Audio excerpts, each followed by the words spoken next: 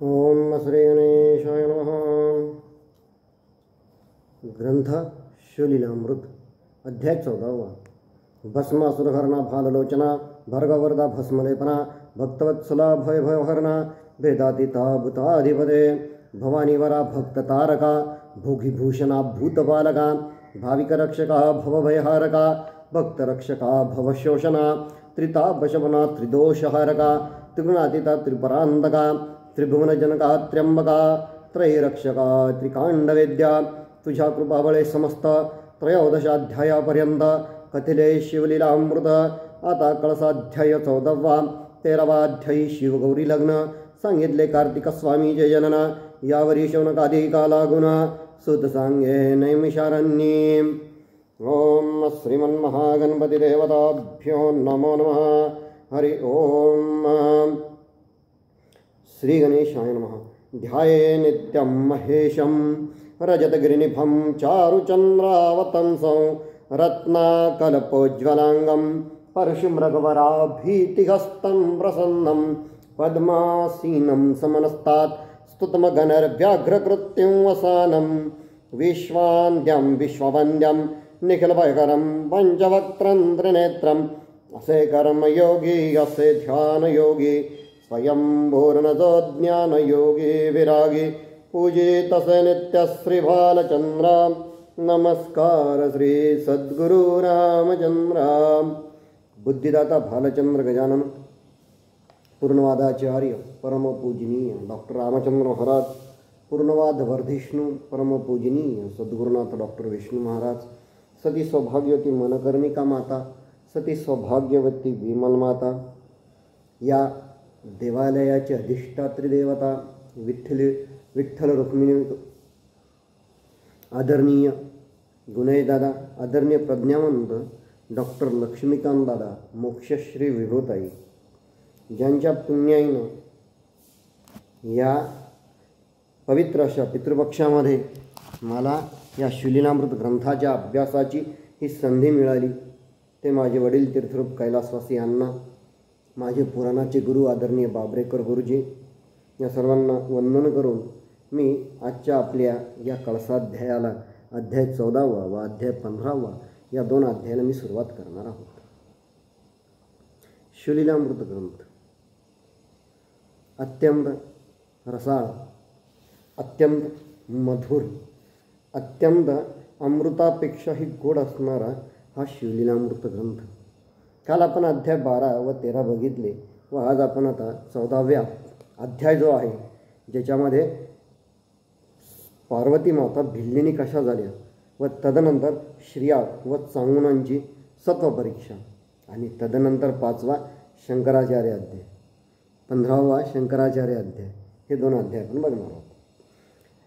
तर हे भस्मासुरा भाललोचना तुम्हाला नमस्कार करतो असं नमस्कार वंदन करून पुढे श्रीधर स्वामी या भगवान शिवाचं महात्म्य सांगायला सुरुवात करतात की हे भार्गव तुम्ही सर्वांगी भस्मलेपन करणारे भक्तवत्सल भवभयाचे निरसन करणारे सर्व भेदांच्या पलीकडचे भक्तवत्सल व भूतांचे अधिपती असे तुम्ही पार्वतीपती आहात।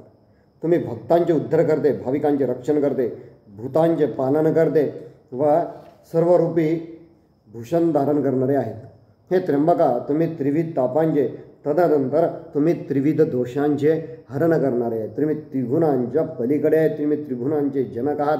तिन्ही वेदांचे आपण रक्षण करते आहात। तदनंतर ज्ञान कर्म व उपासना याचे उत्तम ज्ञान असणारे आपण आहात। हे शंभू महादेवा तुमच्याच कृपेनं या शिवलीलामृत ग्रंथाचे 13 अध्याय माझ्याकडून लिहून झाले आणि आता आजचा हा मंदिराचा कळसाध्याय हाही तुमच्याच कृपेने तुम्ही पूर्ण करून घ्या। सुरुवातीला यामध्ये श्रीधर स्वामी असं म्हणतात की एकदा सूत हे शौनादिकांना श्रोतांना अद्भुत शिवलीला वर्णन करून ते सांगतात आणि ते असं सांगतात की भाविको एकदा गजानन आणि षडानन हे दोन्ही लहान असताना पार्वती माता त्यांना प्रेमाने खेळवत असत। एके दिवशी गजाननानं मांडीवर घेऊन त्यांना स्तन्य देत होते। बालगणेश आपल्या छोट्या सोंडेनं दूध ओढून ते पित होते। पिता पिता ते थांबले. त्यांनी आपली सोंड मोठ्या प्रेमाने मातोश्रींच्या पाठीवरून फिरवली आणि मग षडाननाकडे डोळे पाहत मिचकवत ते म्हटले की आपल्या मातेचे दूध जे आहे ते अमृतच आहे. असे हे देवदुर्लभ दूध माझ्या सोंडेने दादा मी तुला पाजू का? हे ऐकून षडानन त्यांच्यावरती रागवले. तुमचं उष्ट मी कशाला घेऊ? गजानन, अहो माझं उष्ट दूध पिण्यात कसला आलाय कमीपणा? मी तुमचा भाऊच ना, तुम्ही माझे दादा ना. ते ऐकून ते षडानन वैतागले आणि मग ते पार्वती मातेकडे कंप्लेंट करायला लागले की या लांब नाकाजाला काहीतरी सांग, याचे उष्ट दूध प्यावं म्हणून माझ्या मागे लागलेला आहे. थांब आता याची सोंड धरून मी याला खाली ओढतो. तुमचे इतर देवपुत्र किती सुंदर आणि देखणे आहेत, हे कसे निराळे निघाले. थांब, लांब नाकाच्या फताड्या कानाचा एक दात बघ कसा बाहेर आलेला आहे आणि काय चित्र विचित्र तुझं ध्यान आहे. हे ऐकून शिवन्यास सुद्धा हसू आवरणा.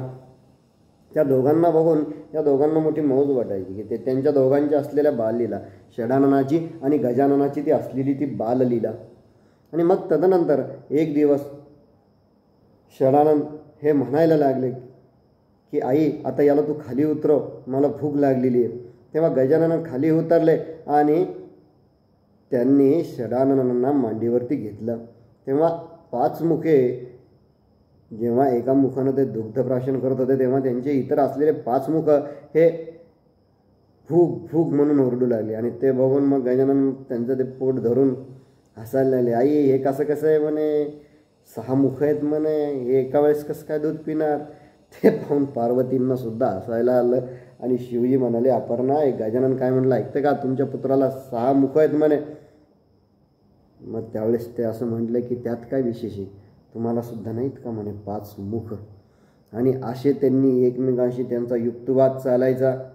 हेच दोघं जण यांच्या बाळ क्रीडा बघून अत्यंत रमून जायचे, अत्यंत रममाण व्हायचे. हे एकत्र खेळायचे, गप्पा मारायचे, मस्ती करायचे, कधी कधी कुरघोडी करायचे एकमेकांना. अशा प्रकारचा यांचा तो असलेला नित्य नेम जो होता असंच म्हणावं लागेल, कारण हे दोघं जण अजून बालक आहे आणि शिवपार्वती या दोघांच्या बाललीला बघण्यात अत्यंत रममान होतात, त्यांचं कोडकौतुक करतात. एकदा तर गजानन रडत रडत पार्वती मातेजवळ आले. त्यांनी त्याला जवळ घेतले, विचारलं का बरं का रडतोय? म्हणे स्कंदाने माझे कान ओढले. अरे म्हणे, आणि तो का असं म्हणाला माहिती का म्हणे, तुझे कान सुपा एवढे, डोळे बारीक. मग तेव्हा मी स्कंदाला दटावलं, कशाला रागवतो रे म्हणे. मग म्हणलं याचे डोळे मोजले तर मग बने कसे 12-12 भरतात ते म्हणे. असं म्हणून मग पार्वतींनी गजाननकडे पाहिली आणि तेव्हा ते बाजू सरून म्हणाले, हे यांनी माझी सोंड भीतीने मोजली. गजानन म्हणाले, त्याआधी तुम्ही माझे हात मोजले. असे यांचं चांगलं सुंदर अशा प्रकारचे यांचे ते बोलणे, यांचे ते एकमेकांच्या खोड्या कुरघोड्या करत करत करत करत हे दोघंही अत्यंत खुश होत होते. एक दिवस हे शिवभगवान आणि माता पार्वती हे दोघंजणं त्यांच्या सिंहासनावर बसले होते. तर त्यांच्यातला एक जो संवाद आलेला आहे तो सुंदर आणि अत्यंत रंजक असा इथला संवाद आहे. आणि तेव्हा पार्वती माता त्यांच्याकडे बघून सहज असल्या आणि त्या भगवान शिवाला म्हणाल्या की तुमच्या जटेमध्ये मला एक स्त्रीची मूर्ती दिसू लागलेली म्हणे, आकृती दिसू लागलेली. भगवान शिव, हो म्हणे, ते स्त्रीची आकृती ती माझ्या जटेमध्ये शक्य नाही म्हणे. मी जटेमध्ये जे धारण केलेलं जल आहे ना म्हणे ते येत म्हणे. नाही म्हणे, त्या जलामध्ये एक सुंदर स्त्रीचं मुख दिसत आहे म्हणे. नाही म्हणे, ते स्त्रीचं मुख नाही आहे म्हणे. अगं ते पाण्यात फुललेलं टवटवीत असलेलं ते कमळ आहे म्हणे, ते मुख नाही म्हणे. मला त्या स्त्रीचा अक्षरशः नीलवर्ण केशसंभार दिसत आहे म्हणे. ते भगवान म्हणते, नाही तू भलत्या शंका घेऊ नको. मकरंदाच्या आशेनं त्या कमलावर आलेले ते कृष्णवर्ण ते भ्रमर आहेत म्हणे. त्या म्हणाले, अहो त्या भ्रमराला भुवयासुद्धा आहेत. ते म्हणे नाही म्हणे, ते जलतरंग आहे म्हणे, ते भुवया नाही आहेत म्हणे. अहो म्हणे स्वामी, त्या कमलाला 2 मोठाले नेत्रसुद्धा आहे. ते नेत्र नाही आहेत म्हणे, ते पाणी जे आहेत ना म्हणे, त्या पाण्यावरती असलेले खेळणारे ते मासे आहेत म्हणे. आणि मग आपल्या जटाधिमुखील गंगा मूर्तिमंत स्त्री धारण करून आहे. शिवाजी मान्य करत नव्हते म्हणून त्यांना अक्षरशः पार्वती मातासुद्धा चिडवत होत्या. आणि मग पार्वती मातासुद्धा म्हणे, अहो त्या कमलाला कमंडलूसारखे 2 घाटदार अशा प्रकारचे स्तनसुद्धा आहेत. तर तेव्हा ते म्हणले, अगा अपर्णा, मी माझ्या डोक्यावर गंगा धारण केलेली आहे. तिच्या काठावर बसलेले ते 2 चक्रवाक पक्षी आहे म्हणे, त्यांना तुम्ही आता स्तन समजू लागलेले आहेत म्हणे. अशा प्रकारचं अनेक प्रकारचं ते त्यांचं संभाषण झालं होतं. आणि पार्वती मातांना मोठं कौतुक वाटायचं की भगवान शिव हे अनंत लीलाधारी आहे, लीला नाटकी आहे. एकातून अनेक हे उत्पन्न करणारे ते आहेत आणि हे सामर्थ्य आपल्या पतीचं सामर्थ्य याची जाणीव माता पार्वतींना नेहमी असत। आणि म्हणून एक दिवस झाला असं की ते दोघंजणं शिव पार्वती सारीपाठ खेळत होते, अत्यंत रम्मान अत्यंत दंग झालेले होते। आणि तितक्यात एक मधुर असा सुस्वर ध्वनी त्यांच्या कानावरती पडला, नारायण नारायण। तिथं नारद मुनींचं आगमन झालं। नारद मुनींनी अत्यंत लीनतेने अत्यंत नम्रतेने दोघांना नमस्कार केला। त्या ब्रह्मविनेचा झंकार, त्या झंकारानं अत्यंत मंगलमय असं तिथलं वातावरण झालेलं होतं। आणि ते शिवाची ते स्तुती करायला लागले।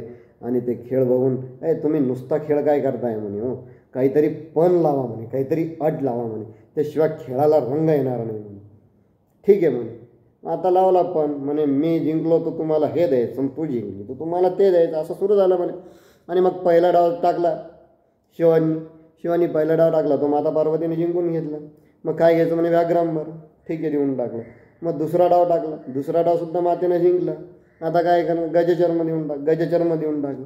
मग तिसरा डाव टाकला, तिसऱ्या डावामध्ये मग सर्व अंगावरचे अलंकार आभूषणं देऊन टाकले, ठीक आहे। मग चौथा डाव टाका म्हणे, चौथा डाव टाकला, सर्व आयुधे घेऊन टाकली। असं करता करता करता करता शेवटी नंदीला सुद्धा त्यांनी घेऊन टाकलं। आणि शेवटची कौपिन बाकी होती, ती कौपिनसुद्धा पार्वती मातेनं या खेळामध्ये पणाने जिंकून घेतली। आता हे सर्व बघून मात्र नारदांना हसू आवरणा, म्हणे देवा काय म्हणे, ते एका नारीनं तुम्हाला हरवलं, तुम्ही दिगंबर झाला, तुमचं सर्वस्व हिरावून घेतला, तुमचा महिमा बुडाला म्हणे। शेवटी जग हे सुद्धा मायेच्या अधीन आहेत म्हणे, तुम्ही आता गुणहीन विकारहीन अव्यक्तात, तुम्हाला तर कोण विचारणार नाही म्हणे, पण या मायेनंच तुम्हाला सगुण पण दिलं, तुमचं महात्म्य वाढेल आहे म्हणे, तुम्ही मायेच्या अधीन आहात म्हणे। आणि हे असे बोल भगवान शिवाच्या जिव्हारी लागले। तदनंतर ते घोर अशा अरण्यात निघून गेले। नारदांना कळ लावायची होती, ती लावली, त्यांचं काम झालं। आणि योगीजन ज्यांच्या हृदयात ध्यान करतात त्यांचा आदी अंत जात कु रूप गुण गोत्र वर्ण हे कोणी जाणू शकत नाही। ते चारी देहांच्या पलीकडचे आहेत। भगवान शंकराचं सर्वस्व हरल्यानंतर ते गहन अशा अरण्यात भगवान शिव निघून गेले। पण ते गेल्यानंतर मात्र इकडं पार्वती मातेंना काही कर्म नाही, त्यांचा जीवच लागणं कशामध्ये। मग त्यांनीसुद्धा ठरवलं की आपल्या सख्यांसोबत यांचा शोध घ्यावा। अनेक वन अरण्य गिरिकंदरे मठ गुहा तीर्थे त्यांनी धुंडाळली, पण व्यर्थ, ते शेवटी सापडलेच नाही। आणि सापडणार तरी कसे, ज्यांनी अष्टांग योग साधना केली, ज्यांनी धूम्रवर्णन केलं, जटा वाढवल्या, नग्न राहिले, मौन बाळे, डोळे मिटून सतत जे आकाशाकडे एकटक पाहत उभे राहिले, सतत वायू भक्षण केलं, तरी त्यांना शिवप्राप्ती होत नाही। यज्ञ केले, बलिदान केले, 14 विद्या 64 कला आत्मसात केल्या, वाद विवाद केले, पुराणे सांगितले, कीर्तनात उड्या घेतल्या, अक्षरशः लोकांना उपदेश केला, तरी भगवान शिव हे सापडत नाही। आणि हे शिवस्वरूप कळण्यासाठी स्वतः मात्र विष्णू इंद्र ब्रह्मादिक देव हे तपश्चर्या करतात, त्यांनाही शिवतत्वाचं आकलन होत नाही। ऋग्वेदातील कर्ममार्ग, यजुर्वेदातील ज्ञानमार्ग, अथर्ववेदातील उपासना मार्ग, सामवेदातील गायन, न्यायशास्त्रातील भेदविश्लेषण यांनी सुद्धा शिवाचं आकलन होत नाही, तर ते कसं इतरांना कळणार। आणि अशा प्रकारे शिवजींना हाका मारत मारत जगदंबा माता त्या घोर अरण्यात त्याही निघून गेल्या। शेवटी दमल्या, थकल्या आणि व्हायचं तो एकदम त्यांना साक्षात्कार झाला। शिवजींचं त्यांना दर्शन झालं। हिमालयात ते एका गुप्त ठिकाणी ते राहत होते आणि राहिलाही कुठं गेले होते, शेवटी सासुरवाडीलाच गेले, असा इथं उल्लेख आलेला आहे। भगवान शिव हिमालयालाच गेले आणि ते हिमालयाच्या गुप्त ठिकाणी नेत्र मिटून 15 नेत्र मिटून समाधीत ते मग्न झालेले होते। आता पार्वती मात्या विचार करायला लागल्या, यांचा सर्वत्र शोध घेतला, हे येऊन कुठं राहिले महाशय म्हणे सासुरवाडीला। ठीक आहे म्हणे, आपण यांना सर्व जिंकून सर्व हिस्वहीन केलंय, हा प्रसंग आपल्यामुळंच आता ओढवला, पण आपण जर आता यांच्यासमोर या रूपानं गेलं तर हे अजून आपल्याला रागवतील, या परिस्थितीत काय करायचं। मग मातेनं सुद्धा एक अभिनव अशा प्रकारची लीला केली. कोणती लीला केली? मग त्यांनी एक भिल्लिणीचं रूप घेतलं. त्यावर मोरपिसांची वस्त्रे लावले. त्या वस्त्रात त्या अत्यंत सुंदर, अत्यंत आकर्षक दिसत होत्या. मंद मंद पावलं त्या टाकत होत्या. त्यांच्या पायातील पैंजणांचा मधुर ध्वनी त्या परिसरामध्ये निनादत होत्या. तिथे गेल्यावर ब्रह्मांडाच्या माळा गळ्यात मिळून त्रिभुवन सुंदरी पार्वती शिवजींसमोर नृत्य करू लागल्या. त्यावेळी त्यांच्याभोवती अनंत शक्ती विराजमान झाल्या होत्या. त्यांचं ते नृत्य लागोबाहून अष्ट नायिका या सुद्धा मोहित झाल्या. त्यांच्या गायन कौशल्यातून गंधर्व किन्नर यांना सुद्धा आश्चर्य वाटायला लागलं. वनचरांची तहानभूक हरपली. जलप्रवाह थांबले. वाऱ्याची गती खुंटली. देव भ्रमरूपाने त्यांच्या भोवती रुंजी घालायला लागले. हरिणी सुद्धा स्तब्ध झाल्या. पक्षी देहभान विसरले. शेषसुद्धा डोलू लागले. सूर्य दहाकता विसरला. चंद्र त्याची शीतलता विसरला. इतकं अभिनव सौंदर्य माझ्या मातेचं होतं. त्या पार्वतीचं ते अभिनवच येतं. आणि नृत्य करणाऱ्या पार्वतीचा अंग सुगंध वारा साऱ्या आसमंतात व्यापून गेलेला होता. त्यांच्या दंतपंक्तीच्या त्याच्याने भूमीवरील खड्यांची दिव्य रत्न तेथे झालेले होते. जिथं जिथं त्यांचा पदन्यास होत, त्यांच्या पायाचा स्पर्श भूमीला होत, तिथे तिथे सुंदर आणि स्वासिक अशा प्रकारची कमळे त्याच्यामध्ये उमलत. जणू काही वसंत त्यावर रुंजी घालत आहेत की काय, अशा प्रकारचा सर्व विश्वाला मोहिनी घालण्यासारखं वातावरण तिथे निर्माण झालं होतं. त्यावेळी शिवजींनी नेत्र उघडून बघितलं तर त्यांच्यासमोर नृत्य करणाऱ्या त्या भिल्लिणीचं अमूर्त अनुपम सौंदर्य बघून ते सुद्धा मोहित झाले. तेव्हा त्यांनी विचारलं, तुम्ही कोण आहात? तुमच्यासारख्या रूपवती व लावण्य ते त्रिभुवनात कोणी नाही. तुमच्याकडे पाहिले तरी समाधान होत नाही. माझे विनोविश्वास तुम्ही व्यापून टाकलेले आहेत. तुम्ही माझा स्वीकार करा. तेव्हा भिल्लीन म्हणाल्या, देवा पार्वती तुमच्या पत्नी आहेत. तुमच्या सौंदर्याला त्यांच्याही सौंदर्याला उपमान आहे. तसेच तुमच्यावर कितीतरी प्रेम आहे हे साऱ्या जगाला ठाऊक आहे. तरी तुम्ही त्यांचा त्याग केला, कैलास भुवनात टाकून घोर मनात येऊन बसला. मी परस्त्री आहे. शिवजी म्हणाले, त्या पार्वतीचं नावही घेऊ नका. मला त्याचा अत्यंत राग आलेला आहे. मी त्यांचा आता पुन्हा कधी त्यांचं तोंडही मी बघणार नाही. तेव्हा त्या भिल्लीने म्हणाल्या, माझे पती अत्यंत कोपिष्ट आहेत. तुम्ही माझ्याशी बोलू नका. हे जर माझ्या पतीला कळलं तर ते संतापाच्या भरात या त्रिभुवनाला सुद्धा दग्ध करतील. असे माझे पती आहेत, असं ती भिल्लीन म्हणाल्या. मग शिवजी म्हणाले, त्यांच्या क्रोधाबद्दल काय सांगता? पार्वती किती पाषाण हृदय, किती क्रोधी आहे तुम्हाला माहिती आहे का म्हणे. गेल्या जन्मात त्यांनी रागाच्या भरात दक्षयज्ञात उडी टाकून जीव दिला. या जन्मात हिमालयाची कन्या झाली. तरी पूर्वीचे गुण त्यांच्याविषयी, त्यांच्या कपटाविषयी बोलायला नको. पत्नी म्हणून माझ्याशी कपट केलं, साळीपाठ खेळला, डाव जिंकले, तेही कपटाने माझं सर्वस्व हरवून घेतलं. तेव्हा ते भिल्लीन म्हणाली, बस झाली म्हणे निंदा. तुम्ही काही कमी आहात का म्हणे. तुम्ही तुमच्या जटेमध्ये गंगेला लपवलं म्हणे. तिला उच्चपद दिलं म्हणे. ती भवानी म्हणे बिचारी भोळी म्हणे. तिला फक्त तुमच्याशिवाय अन्य दुसरं कुठलीही गोष्ट तिला माहीत नाही. म्हणून की काय, तिनं सती अवतारात सुद्धा खूप मोठ्या प्रकारचं तप केलं. भद्राव्रत तिनं केलं. आणि पार्वती या जन्मामध्ये तिनं हरतालिकेसारखं व्रत केलं म्हणे. तरीही तुम्हाला तिचं प्रेम दिसत नाही का म्हणे. आणि मग शिवजी म्हणाले, इतके कठोर वचने मला ऐकू नका म्हणे तुम्ही. हे सर्व पार्वतीचे उद्योग आहेत म्हणे. अहो म्हणे, त्यांनी मनात जर आणलं ना म्हणे, त्या या सृष्टीची त्या अनेक वेळा घडी मोडून त्या पुन्हा घडी विस्कळीतसुद्धा करू शकतात म्हणे. हे सर्व ब्रह्मांड निर्माण करणं हे फक्त तिचंच काम आहे म्हणे. पण तरी मी आता कैलासाला जाणार नाही. मी त्यांच्याशी बोलणार नाही. मी तुमच्या वचनाधीन झालेलो आहे म्हणे. तुम्ही जिकडं न्याल तिकडं मी येईल. तेव्हा भिल्लीन म्हणाले, व्यर्थबाधा करू नका. भवानींनी एकदा नाही दोनदा तुम्हाला वरलं आहे. तुम्ही त्यांच्याकडे पाठ फिरवली, त्यांच्याबद्दल उपेक्षा केली. तिथं माझा काय पाठ. तुम्ही आता सर्वस्व हरण केले. अशा परिस्थितीत काय सांभाळणार म्हणे तुम्ही मला. असं म्हणून भिल्लीन तिथून नृत्य करत निघून गेल्या.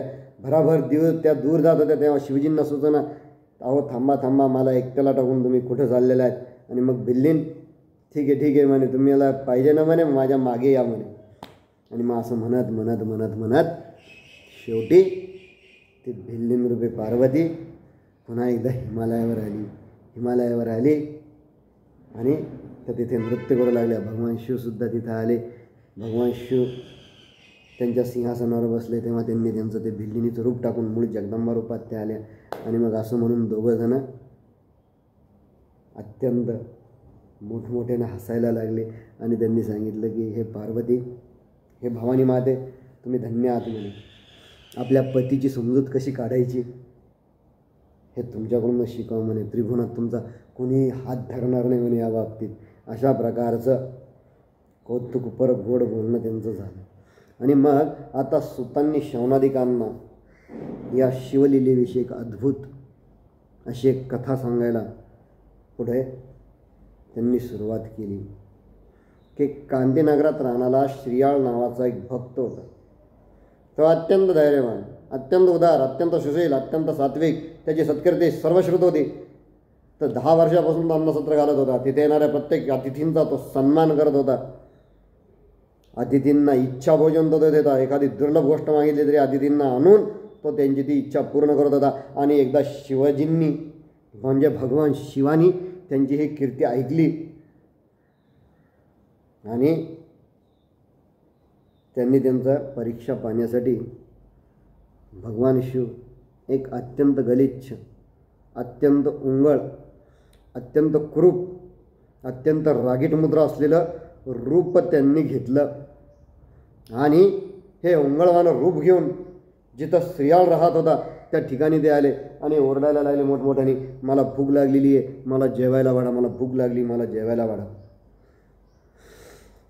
त्या अतिथींचं त्यांनी सद्भावनेने वंदन केलं, त्यांना आदरानं घरात नेलं, मोठ्या आसनावरती बसवलं. त्या अवधीत तो अतिथी काही कटुवचने बोलत होता तरी यांनी त्याच्याकडे दुर्लक्ष केलं आणि म्हणाले, स्वामी आपली काय इच्छा आहे ते मागा, आपल्याला इच्छा भोजन आम्ही देऊ. तेव्हा त्यांनी सांगितलं की आज मला नरमांस खायची इच्छा आहे राजा, तू श्रीमंत आहेस म्हणे, म्हणून माझी इच्छा आहे म्हणे. पण एखाद्या चोराला धरून आणून किंवा एखाद्या मनुष्याला विकत आणून त्याचं मांस मला खाऊ घालू नको म्हणे, हे मी तुला आधीच सांगून ठेवतो आहे म्हणे. आणि हा श्रीयाळ राजा जो होता तो अत्यंत उदार होता. ठीक आहे, मग त्याला त्याची जी पत्नी होती ती पत्नीसुद्धा तितकीच धार्मिक, तितकीच शिवनिष्ठ, तितकीच पतिव्रता. तिचीसुद्धा भगवान शिवावरती अत्यंत प्रीती जडलेली होती.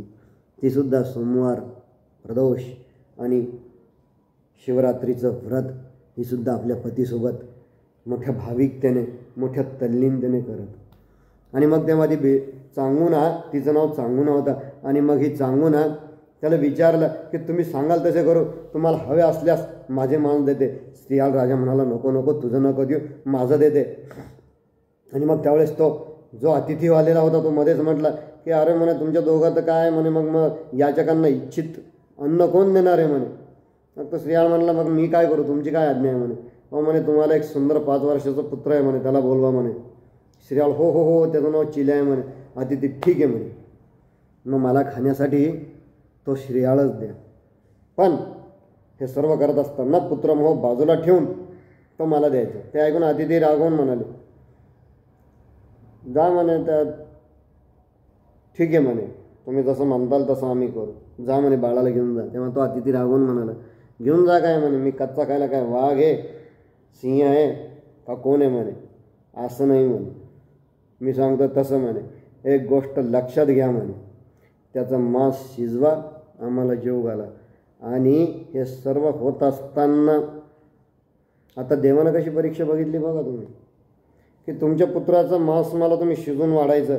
पण कसं वाढायचं, वियोगाचं दुःख अजिबात मनात आणवायचं नाही, अजिबात डोळ्यात आसवा आणायचे नाही, मनात तसा विचारही तुम्ही आणायचा नाही. आणि जर असं झालं तर मी तात्काळ निघून जाईन. म्हणजे जाताना तुमचं सत्व म्हणजे तुमची कीर्ती, तुमचं पुण्य हे तर जाईलच जाईल आणि पुत्रवियोगही तुम्हाला होईल.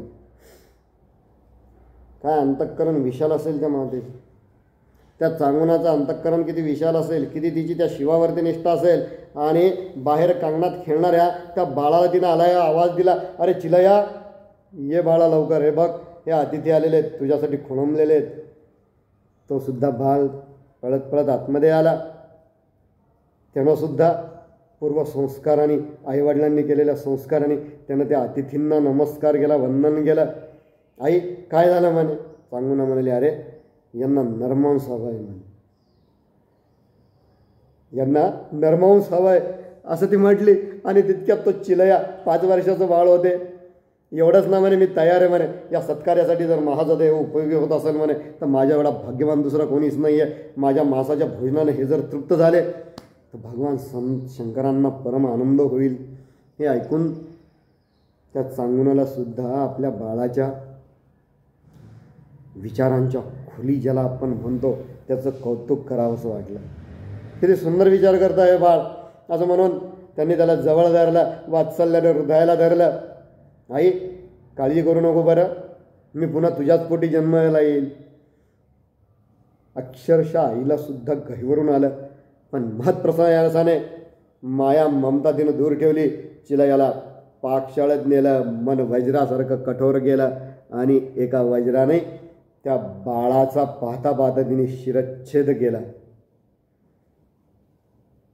आणि मग ते शिर तिनं उचललं आणि हळूच एका कोनाड्यात ठेवलं. आता बाळ नाही आहे, किमान या शिराकडे बघून तरी आपण आपलं समाधान करून घेऊ असं म्हणून त्याच्या शरीराचे मांस काढून त्याचं अन्न शिजवलं. अतिथी भोजनात बसले. त्या अतिथींनी आता ते काय स्वतः शिवरूप होते, त्यांनी सुद्धा हे सर्वजण जाणलं आणि त्यांना दोघांना बघून ते रागानं उठले. तेव्हा या दोघांनी त्यांचे पाय धरले. महाराज आमचा काही अपराध झाला का, क्षमा करा. म्हणे तुम्ही मुलाचं शिर जे ते बाजूला का काढून ठेवलं म्हणे, ते का मला शिजवून वाढलं नाही म्हणे. मग त्या दोघांनी सुद्धा महाराज रागू नका, आमच्या सभेत प्रमाद घडला त्याबद्दल क्षमा करा, आम्ही मुलाचं मस्तकी शिजवतो. अतिथी थांबले. सांगू ना पुत्रकाचं मस्तक बाहेर घेऊन ये, ते माझ्यासमोर उखळात घाल, ते कांड. आणि हे बघ, हे सर्व करत असताना डोळ्यात आसव जर आले तर याद राख, पुत्र तर जाईल आणि त्याबरोबर तुझं सत्वसुद्धा निघून जाईल. सांगूनानं ते मान्य केलं. त्या चिलयाचं मस्तक अतिथीसमोर उखळात घातला. ते रांधायला तिनं सुरुवात केली आणि हे सर्व होत असताना अजून परीक्षा पाहिजे काय म्हणून भगवान शिव ते अतिथी असं म्हणाले की आता एखादं मंगल गाणं तरी तू म्हणे. किती परीक्षा व्हावी देवानी.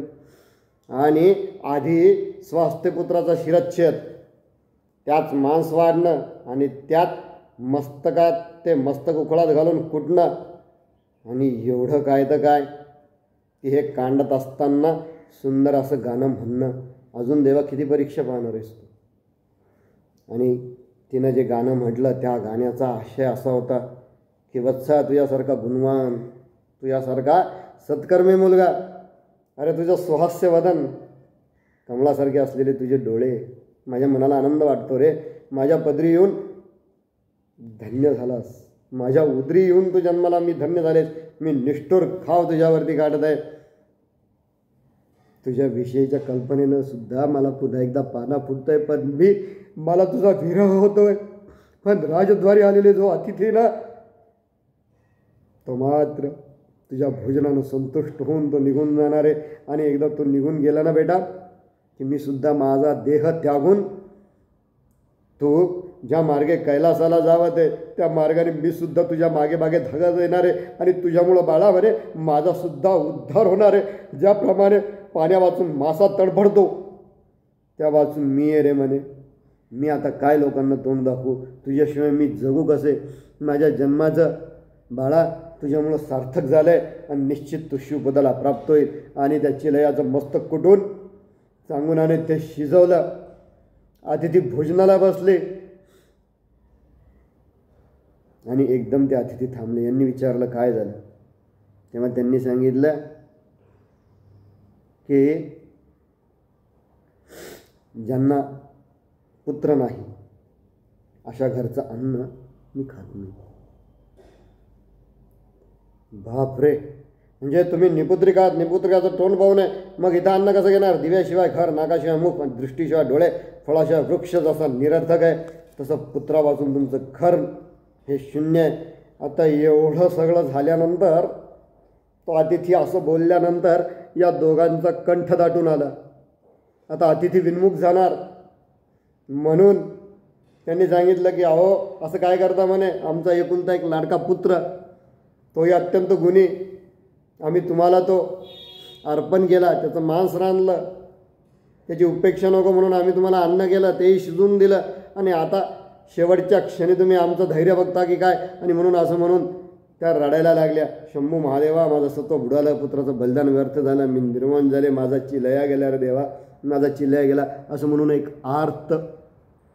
आरोळी त्या मातेनं ठुकली आणि त्याचप्रमाणे ही बातमी वाऱ्यासरशी सर्व नगरामध्ये पसरली. चिल्या बाळाची आठवण काढून लोक शोक करू लागले. त्या समय देवानी सुद्धा आकाशात दाटी गेली आणि हे सर्व होत असताना भगवान शिव तिथे प्रकट झाले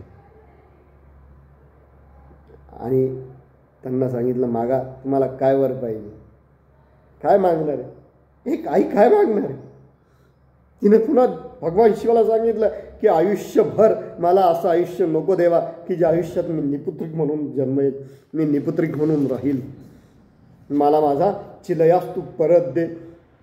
असं जेव्हा ती चांगून म्हणाली तेव्हा भगवान शिवनी सांगितलं, दे म्हणे बाळाला आवाज. आणि जसं त्या सांगुनानं पुन्हा या चिल्या बाळाला आवाज दिली, 5 वर्षाचं चिलं बाळ हे धावत धावत धावत धावत आईकडे आलं आणि खट्ट आईच्या अंगाला मिठी मारली. तसंच भगवान शिव पंचवदन शिवानी आपल्या 10 हातांनी अलगद त्या बाळाला उचलून मांडीवरती घेतलं आणि अनेक उत्तम प्रकारचे आशीर्वाद त्या बाळाला, त्या श्रीयाळ राजाला आणि त्या चांगुनाला देऊन भगवान शिव तिथे अदृश्य झाले. अशा प्रकारचा हा अध्याय म्हणजे 14वा अध्याय म्हणजे 14 भुवन, 14 विद्या, 14 रत्न, अशा प्रकारचा अत्यंत अगाध असलेला, अलौकिक असलेला, अत्यंत दिव्य असलेला हा अध्याय. या अध्यायाच्या वाचनाने याचं फळ असं आहे की भगवान शिव हे आपल्यावरती कृपाछत्र धरतील, उत्तम अशा प्रकारचं आयु आरोग्य आपल्याला ऐश्वर्य प्राप्त होईल, आपल्या सर्व आदिव्याधी नष्ट होऊन वांझेला सुद्धा पुत्रप्राप्ती होईल, असं या अध्यायाचं वैशिष्ट्य यामध्ये श्रीधर स्वामींनी सांगितलेलं आहे. आणि तदनंतर आता पुढचं येतोय तो 15वा अध्याय. या 15व्या अध्यायाचं नावच आहे शंकराचार्य आख्यान. शंकराचार्य आख्यान. त्यामध्ये ते सुरुवातीला असं सांगतात की या देशामध्ये, या भारतामध्ये, या नवे या सृष्टीमध्ये भगवान शिवांनी कल्पारंभी परब्रह्माच्या आज्ञेने ब्रह्मदेवाने सृष्टी निर्माण केली. त्या सृष्टीच्या अर्थात जगाच्या कल्याणासाठी त्यांनी 4 वेदांची निर्मिती केली व हे लोकांना समजून सांगावे म्हणून की काय परमात्म्यांना दया आली आणि म्हणून पाणिनींसारखे 6 अवतार त्यांनी, पाणिनींसारखे अवतार घेऊन व्याकरणादाजी 6 शास्त्र त्यांनी निर्माण केले. मनुस्मृतीसारखे काही शास्त्र त्यांनी निर्माण केले.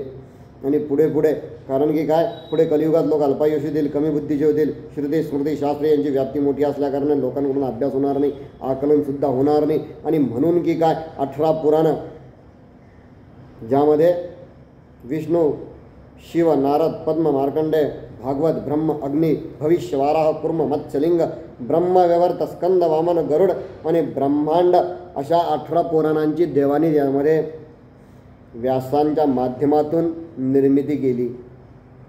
आणि तदनंतर संपूर्ण समाजाच्या व्यवस्थापनासाठी त्यांनी सनातन धर्म त्यांनी लोकांना सांगितला. आणि हे करत असताना पुढे काळ बदलला, कलियुगाच्या रूपाने मोठं संकट निर्माण झालं. लोक वेदशास्त्र पुराण यांची निंदा करायला लागले. त्यातल्या त्यात उपदेशल्या कल्याण मार्गाचा अवलंब करण्याचे झाले. बौद्ध आणि जैन पाखंड मताचा प्रभाव पुढे येऊ लागला. पुढे बौद्धांचा शून्यवाद, जैनांचा स्वादवाद व अन्य तर्क वितर्कपूर्वकवाद यामुळे सर्व वर्णधर्माचे लोक पथभ्रष्ट झाले. मूळ आचरण सोडून ते दशाहीन अशा प्रकारचा त्यांचं वागणं होऊ लागलं. त्यामुळे देवतांचं महत्त्व कमी होऊ लागलं. वेदशास्त्रे पुराणांचा प्रभाव दिवसेंदिवस कमी होऊ लागला. आणि अशा याच्यातच पंडित मंडन मिश्र अय्या यांचा जन्म झाला आणि त्यांनी फार समाजाला रसताळाला नेलं. आता हे पंडित मिश्र अय्या कोण होते?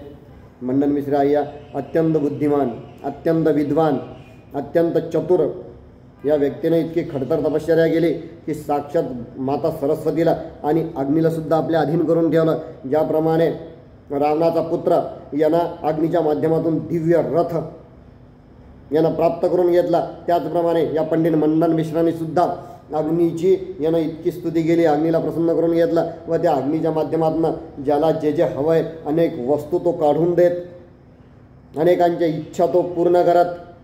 अशा प्रकारचे पंडित मंडन मिश्र होते. त्यांनी स्वतःचे काही नवीन शास्त्र त्यांनी निर्माण केलेले होते. आता बघा बरं का, याचं वेदशास्त्राचा सुद्धा यांचा भरपूर अभ्यास होता. अत्यंत अद्भुत सामर्थ्य याच्यामध्ये होतं. वेदविद्येच्या जोरावरती यांचा प्रचंड अशा प्रकारचा दबदबा होता. पण स्वतःचा नवीन वाद यांनी समाजामध्ये मांडला.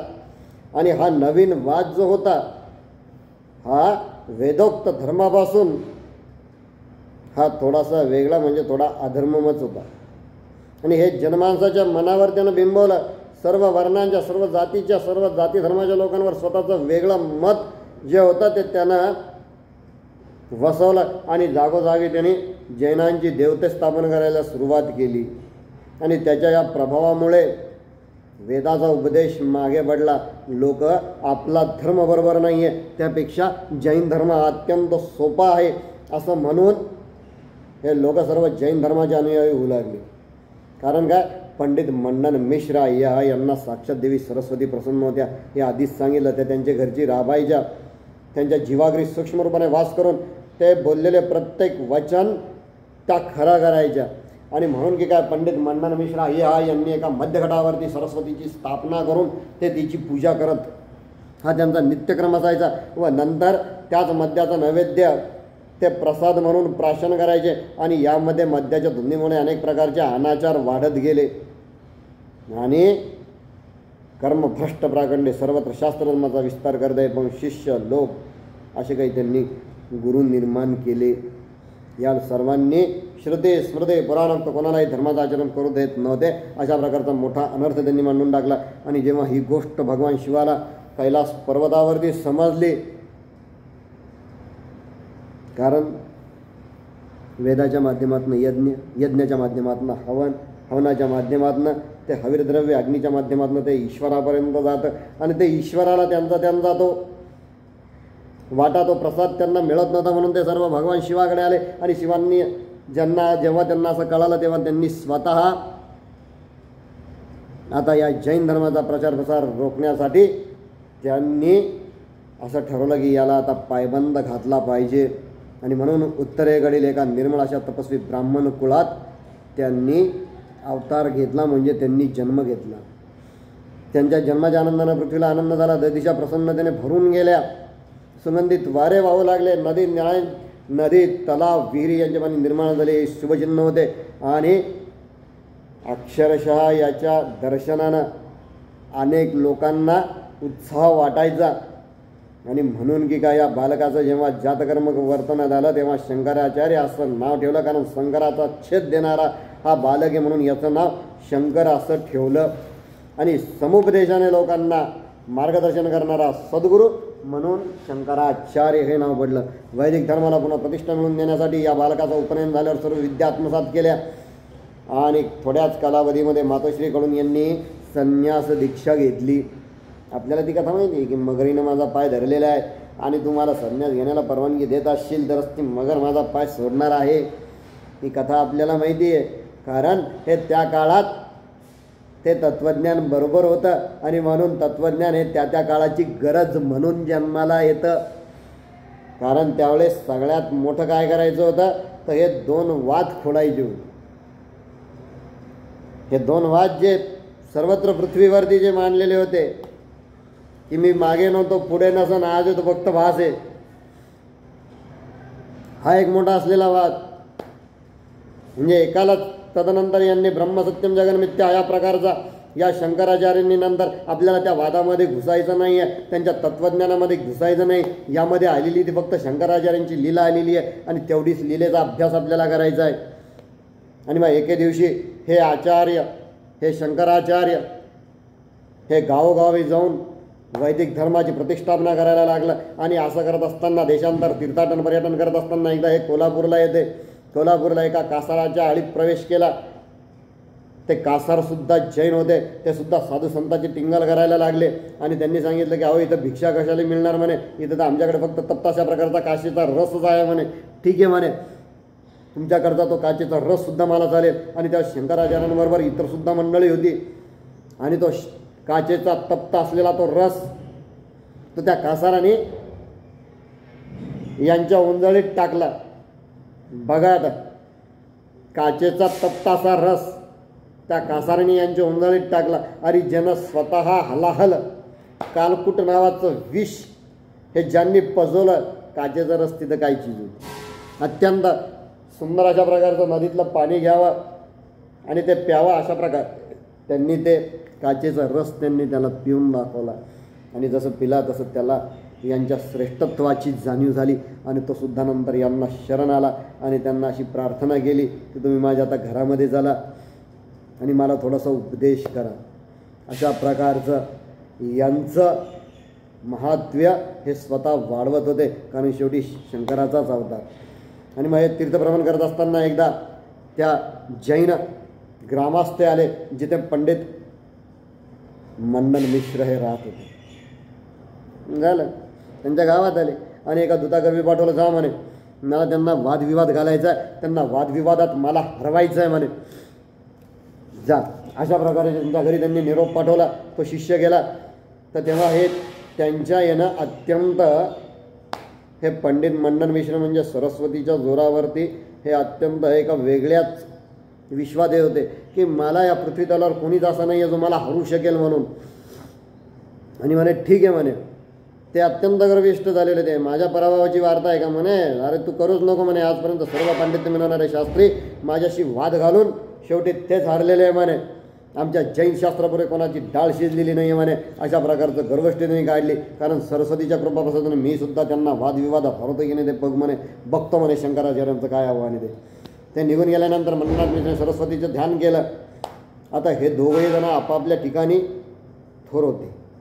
पंडित मंडन मिश्र हे सुद्धा थोर होते आणि शंकराचार्य हे सुद्धा आपल्या जागी थोर होते. दोघेही पराक्रमी. झालं, चर्चेचा दिवस ठरला, वादविवादाची जागा ठरली. पण या पंडित मंडन मिश्रांनी काय केलं, त्या दोघांच्यामध्ये एक पडदा लावून ठेवला आणि त्या पडद्याच्या बरोबर बाजूला मध्यगटावरती सरस्वतीची यांनी स्थापना केली. करा म्हणे सुरुवात. झालं, यांनी सुरुवात केली. शंकराचार्य कोणता वेद, तुम्हाला कोणता वेदाचा अर्थ सांगू सांगा म्हणे, असं म्हणून पंडित मंडन मिश्रांनी त्यांना सांगितलं. आणि अक्षरशः साक्षात पंडित मंडन मिश्र नव्हते बोलत, तर ती सरस्वती देवत्या बोलायची. आणि त्यांनी अक्षरशः पंडित मंडन मिश्र यांचा आवाज काढला. यांनी सांगितलं की तुम्ही 4 वेद म्हणा, वेदपठण करताना ज्या ऋचांचा अर्थ विचाराल त्याचा अर्थसहित स्पष्टीकरण द्या. आणि माझं समाधान नाही झालं तर मी पराभव स्वीकारेल आणि तुमचा जैन धर्म मी स्वीकारेल. ठीक आहे ठीक आहे ठीक आहे. मग यांनी सांगितलं आचार्यांनी, आता ऋग्वेदाला प्रारंभ करा म्हणे. आणि तेव्हा सरस्वतीने त्या मध्यगटातून मुख बाहेर काढलं आणि घडा घडा घडा घडा पंडित मंडल मिश्राच्या आवाजामध्ये त्यांनी ऋग्वेदाच्या ऋचा मारायला त्यांनी सुरुवात केलं. कुठेही न अडकलता, कुठेही न थांबता अत्यंत सुंदर अशा प्रकारचं. शेवटी सरस्वतीच ती. झालं, ते बघून ऋग्वेद संपलं. म्हणजे आता यजुर्वेद. मग आता या वेदांचा अभ्यास करत असताना तिने सुद्धा पद क्रम जटासहित असलक्षित शब्द त्यांनी प्रकट केले. मंडन मिश्रांचा पराभव होत नाही म्हणून आचार्य मात्र इथे संभ्रमात पडले आणि काहीतरी काळा आहे. मग त्यांनी एक युक्ती केली. ते यजुर्वेद म्हणत असताना थांबा आचार्य म्हणे, मग तुम्ही ऋग्वेद म्हणत असताना माझ्या मनात एक शंका येऊन गेलेली म्हणे, मला तुम्हाला एका ऋचेचा अर्थ विचारायचा आहे म्हणे. असं जेव्हा ते थांबले तेव्हा ती सरस्वती गप्पच बसली. कारण तिचं वैशिष्ट्य होतं, वेदशास्त्र पुराणे मुखोद्गत होते, त्या घडाघडा म्हणून दाखवत होते. पण पुढचे म्हणत असताना मध्येच कुणी जर एखादी गोष्ट विचारली तर त्यांना ती सांगताच येत नव्हती. झालं, मंडन मिश्र स्तब्ध, सरस्वती स्तब्ध आणि सगळी सभा स्तब्ध झाली. काहीच सांगता येईना. शंकराचार्य अत्यंत चतुर होते. वादविवाद चालू असताना मंडन मिश्रातील वेदपठण चालू असताना ऋषींचा अर्थ ते समजून सांगत होते आणि ते त्यांनी ओळखलं. कारण असं असलं की ऋचा म्हणणाऱ्या जगामध्ये फक्त या सृष्टीमध्ये फक्त 2 जण आहे, एक ब्रह्मदेव आणि दुसरं माता सरस्वती. आणि म्हणून त्यांना शंका आली की यांच्या दोघांशिवाय इथं कोणीच दुसरा असू शकत नाही आहे. असं म्हणून त्यांनी पडदा बाजूला केला आणि पाहतो तर काय, त्या मध्यगटावरती सरस्वतीची स्थापना केलेली होती. आणि हे दृश्य बघून शंकराचार्यांनी त्यांच्या हातातल्या दंडाचा प्रहार त्या मध्यगटावर टाकून तो फोडून टाकला आणि सरस्वतीला ते खडे बोल बोलायला लागले की तुम्ही दुराचार्याने आहात, या जैन आयांना पसंतून तुम्ही वेदशास्त्रांशी चर्चा करता, तुम्ही पापिनी आहात, ज्या ब्रह्मदेवांनी तुम्हाला जन्म दिला त्यांच्याशी अंगसंग करू पाहणाऱ्या तुम्ही निर्लज्ज नारी शोधूनही सापडणार नाही आहे म्हणे. अशांचं तोंडसुद्धा पाहिजे माझी इच्छा नाही म्हणे. सर्व जैन शास्त्रांचा तुम्ही प्रचार आणि प्रसार केला, दुष्टांचा पाखंडमतांचा उदो तुम्ही केला, वर्णाश्रम धर्म पार तुम्ही रसातळाला नेऊन टाकला म्हणे. जैन शास्त्रांचा आधार घेऊन तुम्ही तुमचा धर्म वाढवला म्हणे. आणि हे सर्व मी कैलासात ऐकत होतो म्हणे. आणि म्हणूनच मी साक्षात भगवान शिवानी शंकराचार्याच्या याच्यामध्ये मी प्रकट झालेलो आहे म्हणे. आणि तुम्ही अत्यधिकांच्या घरी वास कराल आणि कलाविद्याच्या रूपाने नीचांच्या मुखात तुम्ही वास कराल असा शाप त्यांनी सरस्वती दिल्या. नंतर सरस्वतीसुद्धा संतापल्या. त्यांनीसुद्धा शंकराचार्यांना शाप दिला की तुम्ही धर्माच्या स्थापनेसाठी अवतार घेतला असला तरी तुमचा देह किक्कट देशात जाऊन पडेल. झालं. मग नंतर पंडित मंडन मिश्र यांनी त्यांची हार कबूल केली आणि ठरल्याप्रमाणे त्यांचे सर्व जे काही होते गाठोडे वगैरे ज्या काही पोथ्या वगैरे होत्या त्या त्यांनी समुद्रात नेऊन टाकले. त्यामध्ये फक्त अमरकोश नावाचा एक ग्रंथ होता, तो सर्वांना उपयोगी असल्यामुळे शंकराचार्यांनी तो त्यांना तसाच ठेवायला सांगितला. आणि या जैनांनी ठिकठिकाणी ग्रामदेवते स्थापन केली, ती आपली समजून तिथं भक्ती करा. ती जैनांनी स्थापन केलेली म्हणून त्यांची उपेक्षा करू नका. आपणच आपल्या धर्माचे पालन करावे. अरे हा भेद माणसांनी निर्माण केला आहे. भगवंताजवळ भेदभाव नाही आहे, ते सर्वत्र सारखे, सर्वांवर सारखीच कृपा ते करतात आहे. आणि म्हणून तुम्ही जैन मताचे खंडन केले तरी जैन मतांचे सत्व थोडे तरी राखा अशी प्रार्थना या मंडन मिश्रांनी नंतर या शंकराचार्यांनी केली. आणि मग शंकराचार्यांना त्यांची दया आली. त्यांनी सांगितलं की तुम्ही तुमच्या ग्रामदेवतेच्या सन्निध्य जैनांचा धोंडा स्थापन करा. त्या ग्रामदेवतेची पूजा करताना प्रतिदिन त्यांचीसुद्धा पूजा करा. आणि नंतर शंकराचार्यांनी वेद शास्त्रे पुन्हा प्रकट केली. विप्रजनांचे अध्याय त्यांनी पुन्हा अध्ययन त्यांनी पुन्हा स्थापन केलं. आणि अशा प्रकारचा हा अध्याय जो आहे हा इथे परिपूर्ण झालेला आहे. आणि यामध्ये नंतर पुढं हे जे आहेत ते श्रोत्यांना विनवणी करतात की भक्तवत्सल अवताराचे सागर असलेले भगवान शिव हे नाना प्रकारचे उपाय करतात. आणि म्हणून की काय हा सुंदर असलेला कर्पूर गौर शिवशंकर त्या दयासागर त्या दया त्यांनी सागर शब्द वापरलेला नाही. आपण सागर शब्द नाही वापरत, आपण दयाघन हा शब्द वापरतो. म्हणून त्या दयाघन परमेश्वरांनी माझ्या हाताने हा ग्रंथ लिहून घेतलेला आहे. हा 15वा अध्यायसुद्धा अत्यंत गोड आहे. सज्जनांनी याचा नित्य पठन करावं. आणि ज्याला प्रत्यक्ष शिवकृपेची प्रचिती घ्यायची आहे त्याच्यासाठी शिवलीलामृत ग्रंथ म्हणजे हे अमृताचं भंडार आहे. एवढं बोलून मी माझे 2 वाक्य संपवतो. हरे राम राम राम हरे हरे हरे कृष्ण कृष्ण कृष्ण हरे हरे हरे राम राम राम हरे हरे हरे कृष्ण कृष्ण कृष्ण हरे हरे हरे राम राम राम हरे हरे हरे कृष्ण कृष्ण कृष्ण हरे. श्री सद्गुरुनाथ रामचंद्र महाराज की जय. श्री सद्गुरुनाथ विष्णु महाराज की जय. श्री गुरुदेव दत्त मंगलमूर्ति मोरया. पूर्णवाद की जय. नागेश्वर भगवान की जय.